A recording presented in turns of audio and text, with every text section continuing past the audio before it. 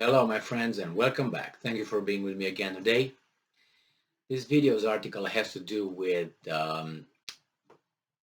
mercenaries, terrorists, prisoners of war.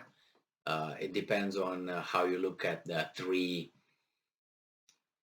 fighters that were captured by the Russian army and they were trialed and they were sentenced to death by firing squad, and they were called terrorists. They were called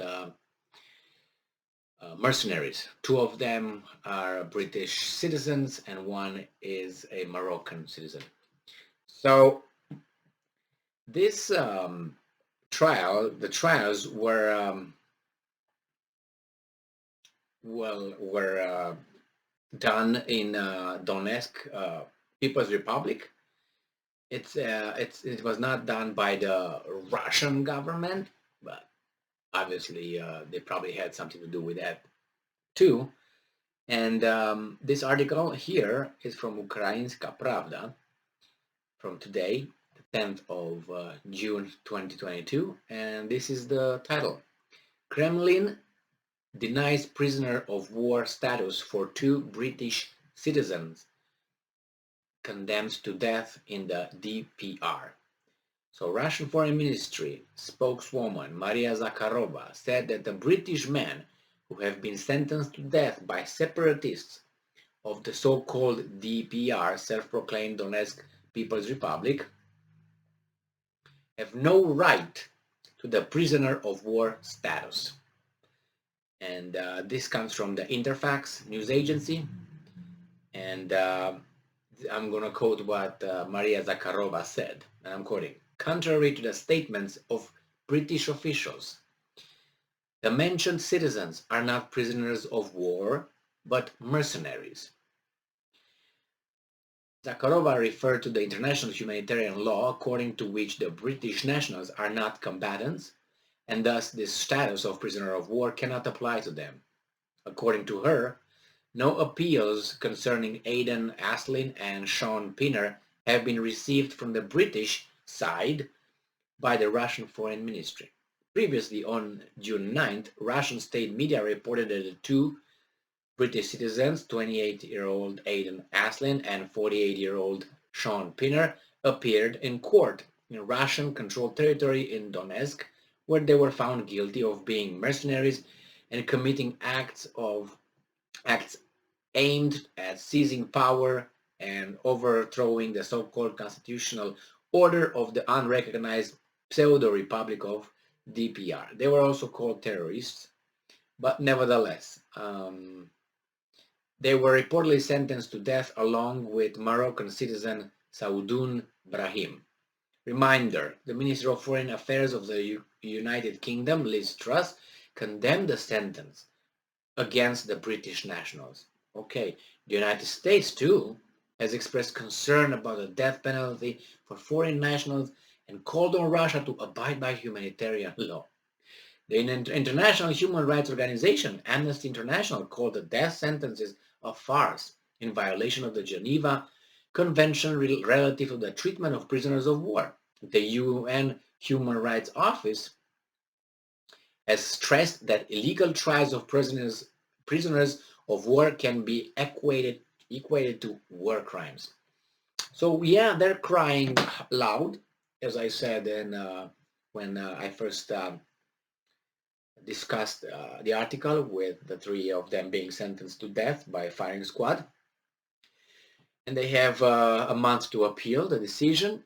And then I said that in the first three weeks and a half, so almost when the month ends, these organizations and certain countries will cry, wail, yell, and so on, and they will escalate their actions by starting calling certain people names, certain states names, because that's what they do. They always did this. You can look in previous examples, and you find the same pattern. I didn't read about this. I was not born with this information. I just saw it over and over again. When someone doesn't follow the script, first it's mildly told to do it. Then if the person keeps opposing the script, then all of a sudden you find out that that person is called strongman, Islamist, um, authoritarian, and then if he's still not following that, then it's going to start with his country or her country has human rights violations, then is a poor country that doesn't respect the rights of this and the rights of this group, rights of this group and rights of that. And then they move to complain at the United Nations, and then they start making, providing or imposing unilateral sanctions and embargoes on the country. And then they start calling the leaders in the same time even worse names and compare them with previous unflattering names of certain individuals from our history, excluding others, but including always the same names. So this is the way it works. So this is the first stage, and this is going to escalate the way I said will escalate, and you watch it. The thing is, whenever you have something to say, I would or have something to, negotiate. You make sure you have something, that you can negotiate with, or you can use, as a bargain chip or something. In this case, these guys that are crying and calling and doing what they do, they lost all their aces from their sleeves. They put them on the table already, and that is the sanctions, that is the military aid, that is the political aid, there is the informational aid, intelligence aid. All it's what else? It's only one thing they can do, that but they will not do. That is to send armies with their fighters into Ukraine. That's the only thing that remained, or no, hit Russia with missiles. This is the only thing that's left, aside from probably trying to get rid of Vladimir Putin by a certain way, and that's it. And they will not do that. I'm talking about missiles and troops in Ukraine. So then you have nothing that you can threaten, nothing, unless you start lifting sanctions. You start going back, and giving back to Russia something that you already taken, and they will decide if they want or not. So this is the problem. Or you can say, I don't care about those fighters, which I don't think that's going to happen, because in a democratic system, that's a popularity contest among politicians, these weasels, and they have to say, even if they don't give a, they have to say that. So because if they say, actually, I don't care about those guys, it's their fault or something, my God, you got the opponents who are the weasels try to get the power through their mass media, and their friends are gonna throw mud on the guys who probably have a different opinion. So they have to be careful what they say, so the opponent does not smear them, and they don't look good anymore, and they lose popularity. They are not suave anymore.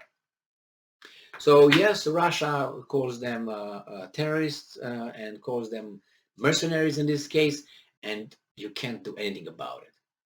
I'm talking about the Western countries and whatever, you know, international organizations who are not, not impartial. Let's put it nicely. Thank you very much for being with me again today. Stay strong, stay smart, for the truth, and be just.